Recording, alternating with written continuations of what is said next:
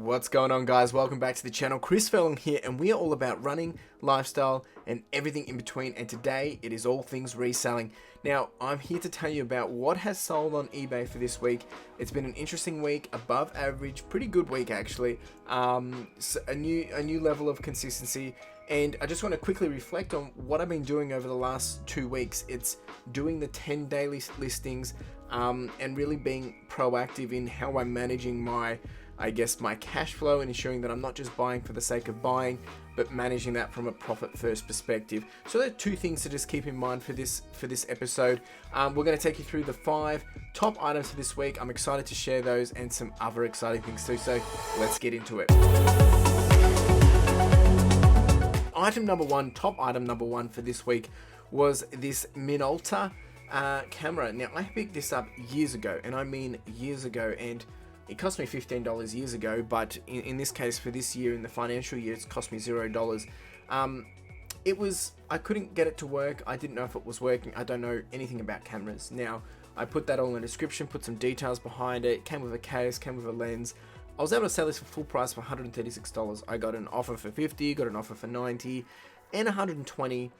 I nearly took the $120, but I held out and I sold it for $136. So huge profit in this one. Very happy with that.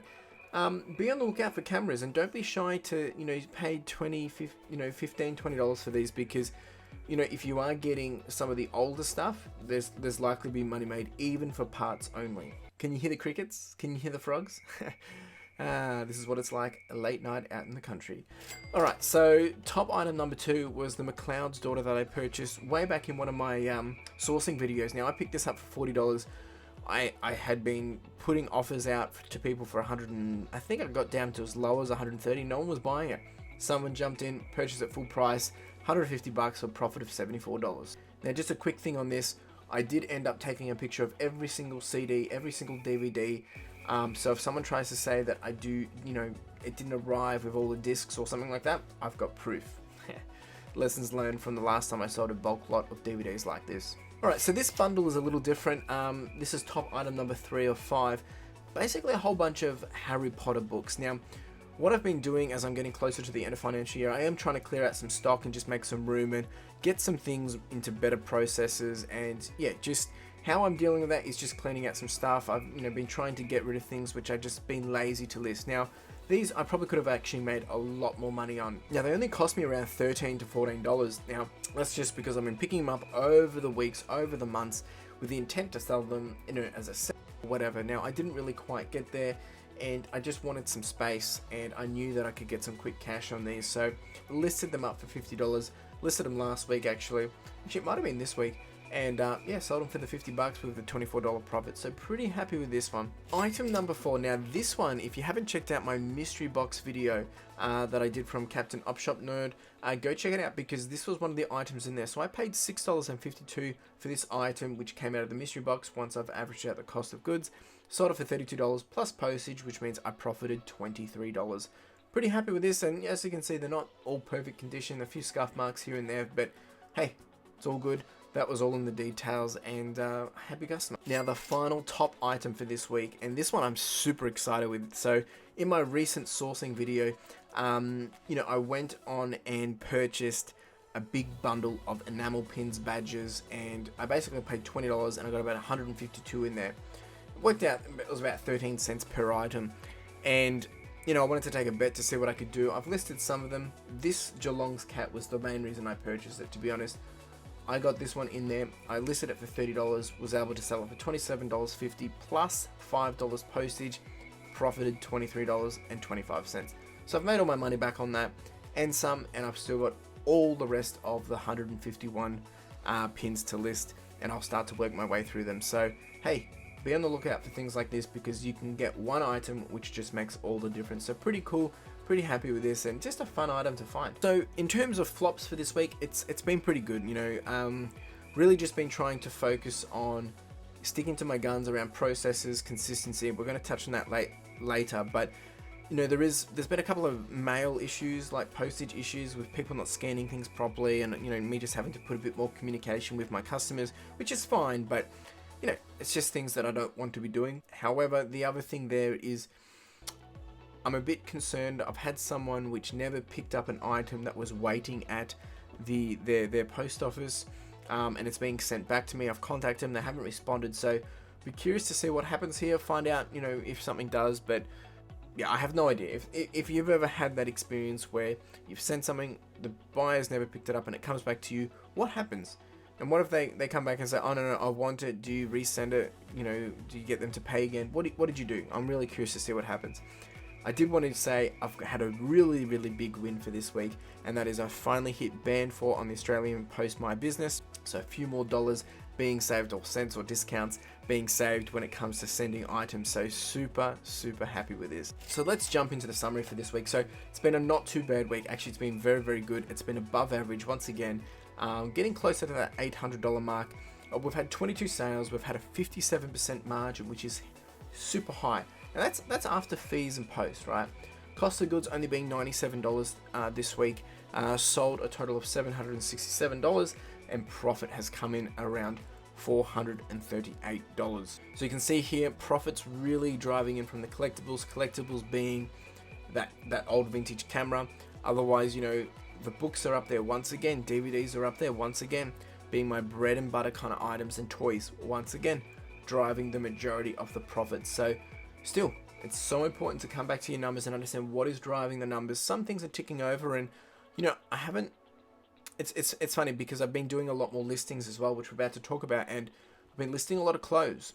The clothes have been selling. I've been listing a few other things, and they're starting to sell too. So now it's interesting to see that as I put in the efforts in different areas on the store, what's actually coming out as a reward. So pretty stoked with this, which leads me to the next thing that I wanted to talk about, which is the average. You know, we are seeing that consistency starting to rise. You can see, I don't know if you can see that faint line, green line at the back there, you know, trending up like this. The trend is going up, which is what I like to see. So very happy with this. We've had 22 items sold, and yeah, some higher revenues. So just showing you that progress over time. You got to stick to your guns, keep going, keep showing up. Now the other thing is then listings. So this week, and I apologize if the picture's a bit blurry, but you know, I had basically taken on a challenge with the 2 Aussie thrifters to basically show up every day and make sure I'm putting in 10 listings. That's from Monday to Friday, and any more is a blessing. So this week, once again, did that 55 listings, so average about 11 a day. Did a couple of sneaky ones on the weekend too, so it works out to be about 11 a day, but making sure I'm getting that 10 per day. So I've done 55 listings, and I think this is starting to show. My average sales is 3.1 per day, which is, you know, a jump up from what it's been over the last couple of weeks, which has been between 2 and 2.5. So how are we going for the 100k revenue challenge? And I want to be 100% transparent with this, as per usual. We're behind schedule. You know, we're sitting at $15,874. We missed the 17,000 milestone on 9th of June, and we're way behind the 30th of June. So I think this listing situation is really good for me, because it's keeping me on track of just getting stuff in there, and I think this is going to start to snowball over time. I've taken a few bet on a few different other little things that I'm trying to sell here and there too. Once I get into that groove, hopefully that will start to bring a bit more revenue. I am excited to then put in some new practices into place for FY22 starting from July 1st, just simply because I can do that with the whole financial and tax situation. So excited to see that. Look, I have a long way to go, but anything is possible. You put in the work, you put in the time, you put in the effort, you think about how you can better yourself in the game, and it can happen.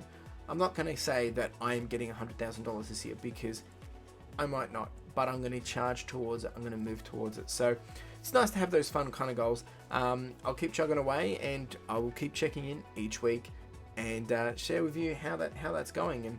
And you know, if you've got different ideas or things that you would be doing, this is a very ambitious goal for my first year of doing this, but at the same time, I had no expectation of what was going to happen. So I'm super stoked of where I'm at already, so we can't really complain. So what else for this week? I think it's just been really encouraging to be able to sit back and just reflect on, you know, doing those chunk amounts of 10 listings per day, which really isn't rocket science. Being able to do that and getting it done, I feel so accomplished.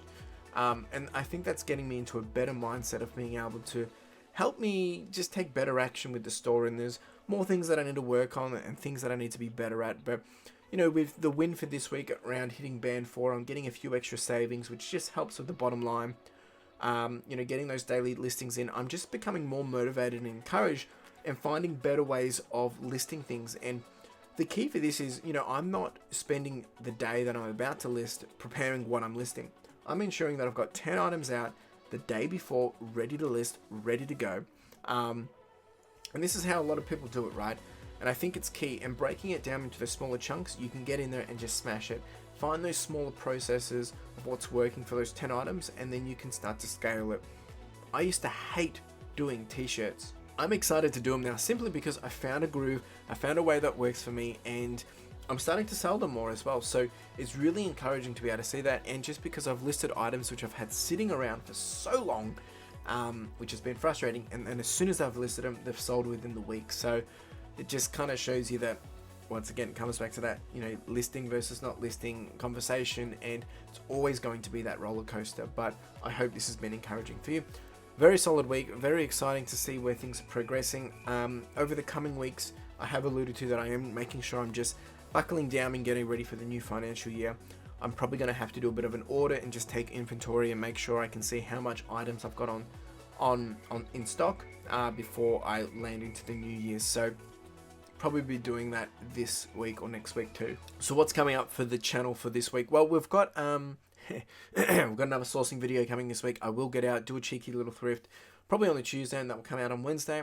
I've got my 50k training plan week 4 update coming out on Saturday as well. Now, if you are interested in finding out a bit more about myself, I do have the Further Your Lifestyle podcast, which comes out on Sundays, 9 a.m. every Sunday, and that's on YouTube and also on, you know, Spotify, Apple Podcasts. This is on a different YouTube channel, so you can see that in the description below. I do have a mailing list which releases a newsletter every Monday at 9 p.m. and it's a weekly reflect, just taking you through the things that I've learned, things that I'm listening to, consuming, and things like that. So if you wanted to hear a bit more about that kind of stuff, jump down in the description below, click through, and yeah, you can get yourself sorted and, you know, into those different areas of what I'm doing. So really do appreciate you being here. If you've got questions, thoughts, ideas, concerns, whatever it may be, let me know below. And, you know, don't be shy to say hi, ask a question. I would be more than happy to answer questions in these videos as well if people have questions, and if there's genuinely a lot there, and I'll try to do that more and more and give back to you guys too. So yeah, really do appreciate it. Make sure you like, subscribe, comment, do the whole shebang, and hustle. Ciao.